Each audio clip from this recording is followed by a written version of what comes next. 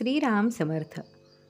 पूज्य केवी तथा बाबा बेलसरे संकलित श्री महाराजांचे विचार सौंदर्य या पुस्तकातील विचार वाक्यांचा अल्पसा अर्थविस्तार सुनील जोशी पुणे यांनी केलेला आहे, तो आपण पाहूयात. भगवंताची संगत धरली तर त्याच्या इतके सामर्थ्य येईल. श्री महाराजांचे हे वचन साधकाला खूप शक्ती देणारे आहे.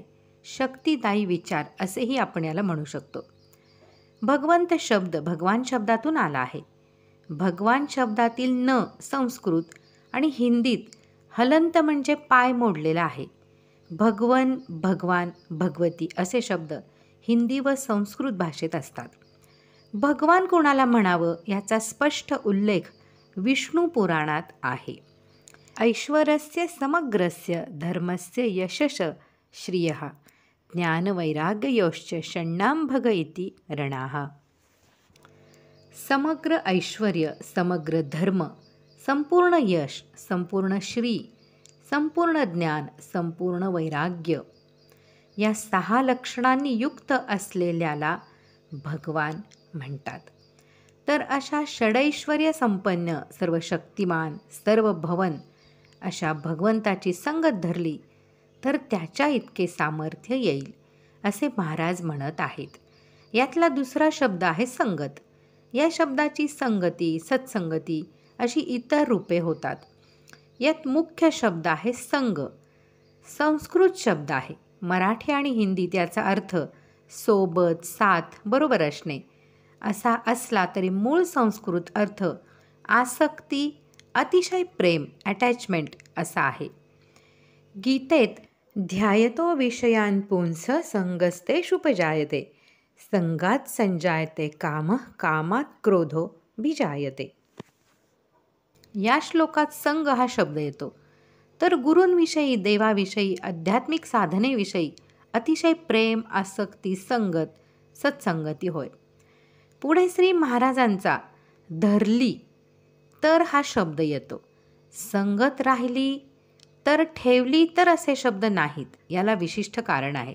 ते असे की इथे भगवंताची संगत जाणीवपूर्वक, प्रयत्नपूर्वक आपल्याला धरावी लागणार आहे. धीर धरून, धैर्यपूर्वक, विथ ग्रेट पेशन्स पकडून ठेवावी लागणार आहे. म्हणून महाराजांचा धरली तर असा शब्द आहे. त्याच्या इतके सामर्थ्य येईल. भक्तीच्या दृष्टीने आपण वस्तुतः भगवंताचे अंश आहोत. त्याच्याविषयी आसक्ती, प्रेम धरून ठेवण्याचे आपले प्रयत्न पाहून तो प्रसन्न होऊन आपले सर्व सामर्थ्य भक्ताला देऊन टाकतो. हे आपण श्री महाराजांच्या जीवनात पाहतोच. नामस्मरण असो वा अनुसंधान असो, सुरुवातीला आपल्याला प्रामाणिक प्रयत्न करावे लागतात. तो भाव धरली तर या शब्दात आहे असे नम्रपणे वाटते. तर हा शब्द साधनेच्या सुरुवातीच्या प्रयत्नांची पूर्व अट सूचित करतो. कारण सामर्थ्य धारण करायला शक्ती हवी.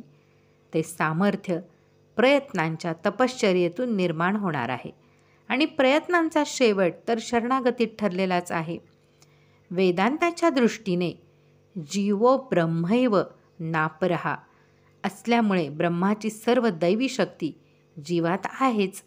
केवळ अज्ञान, अविद्या, मायेचे आवरण दूर होण्याचाच अवकाश आहे. ते गुरुकृपेने दूर झाले की ब्रह्मस्वरूपाचे सामर्थ्य आपल्यातच असल्याचे भान जीवाला, आत्म्याला येते. अशा प्रकारे श्री महाराजांनी सुचवल्याप्रमाणे भगवंताची संगत धरली तर त्याच्या इतके सामर्थ्य येईल. या वचनाचा, या श्रीवचनाचा अर्थविस्तार नम्रपणे सादर केला आहे. इदं न मम. श्रीराम जय राम जय जय राम. पूज्य केवी तथा बाबा बेलसरे संकलित श्री महाराजांचे विचार सौंदर्य या पुस्तकातील विचार वाक्यांचा अल्पसा अर्थविस्तार. सुनील जोशी पुणे.